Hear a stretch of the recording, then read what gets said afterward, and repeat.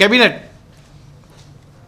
48 போது பிரதி அமைச்சர்மார் நான் கேபினட் மினிஸ்டர் எல்லாம் 100 சொச்சம் 115 120 ஆக போகுது. இந்த நாடு எங்கே போகுதோ எங்களுக்கு என்ன விளங்குது இல்லை. எங்கன்னா மாதுரை சோபிதா அவர்களும் என்ன சொல்கிறாங்கன்னு சொன்னால் 100 சொச்சம் இயக்கங்கள் நாங்கள் ஒன்று சேர்ந்து யாப்பாளன் அரசாங்கத்தை கொண்டு வந்த காரணம் இந்த நாட்டிற்குள்ளே களவு எல்லாம் இல்லாமல் ஆகணும், அது இல்லாமல் போகணுன்ற ஒரே காரணத்தை தான் நாங்கள் எல்லாம் பாடுபட்டோம். ஆனால் இன்று அது எங்களுக்கு விளங்குது இல்லை. அன்றைக்கு ரவுஃப் ஹக்கீம் அவர்கள் பேசியிருந்த நேரமும் சோபித்த தேர்தல் அதை தான் சொல்லியிருந்தார்.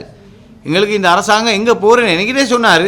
2 பேரும் சேர்ந்து எங்கே தான் இதை கொண்டு போய் போட போகிறாங்களோ எங்களுக்கு விளங்குது இல்லைன்னு சொன்னாங்க. ஆனால் மக்கள் உள்ள வேலை செஞ்ச மக்களுக்குள்ள அதிருப்தி ஒன்று இருக்குது. ஏன் இந்த அரசாங்கம் என்னென்னத்தை சொல்லிச்சோ ராஜபக்ச கள்ளம், பொண்டாட்டி கள்ளி, மவன் கள்ளி, கோட்டா கள்ளன், பசில் கள்ளன் சென்ன அரசாங்கம் இன்றைக்கு ஒவ்வொரு கேஸாக விட்ரோ பண்ணி கொண்டு போகுது. பாஸ்போர்ட் இம்பவுண்ட் பண்ணுறாங்க, இப்போ பாஸ்போர்ட் கொடுக்குறாங்க. அப்போ சென்ன சார்ஜ் எல்லாம் இப்போ நீர்கொழும்பில் எத்தனை பொடியமார் இன்றைக்கு அரெஸ்ட் பண்ணப்பட்டிருக்கு. என்னத்துக்கு? பாஸ்போர்ட்டில் சின்னொரு பேர் அட்ஜஸ்ட் பண்ணி போனதுக்கு, டேட் ஆஃப் பர்த்தை அட்ஜஸ்ட் பண்ணி போனதுக்கு இன்றைக்கு நீர்கொழும்பில் 1000-2000 பொடியமார் இன்னும் ரிமாண்டில் வைக்கிறாங்க. ஆனால் முழு பச்சையாக குடும்பத்திலே பாஸ்போர்ட் ஹோல்டர் பண்ண விமல் வீரவன்சம் வெளியே வைக்கிறான். இதான் யாப்பாளன் அரசாங்கம்.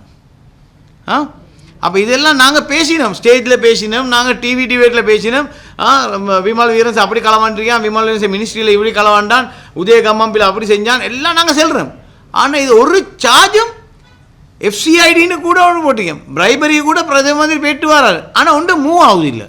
ஏன் அது என்ன எக்ரிமெண்ட் மஹிந்த ராஜபக்சேக்கும் அரசாங்கம் என்ற ஒரு பெரிய ஒரு கேள்வி மக்கள் மத்தியில் வந்துருக்கு. அதனால் உடனடியாக பிரதம மந்திரி வெளியே வந்து ஒரு ஸ்டேட்மெண்ட் கொடுக்கணும்.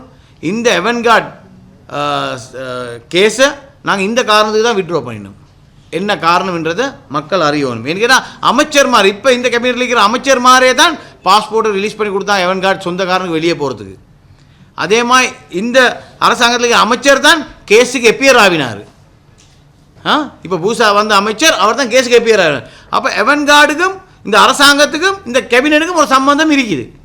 அதனால விட்ரோ பண்ணினியா என்ற ஒரு கேள்வி மக்கள் மத்தியில் வந்திருக்கு. அதனால் அதுக்கு அரசாங்கம் உத்தரவு தந்தே ஆகணும்.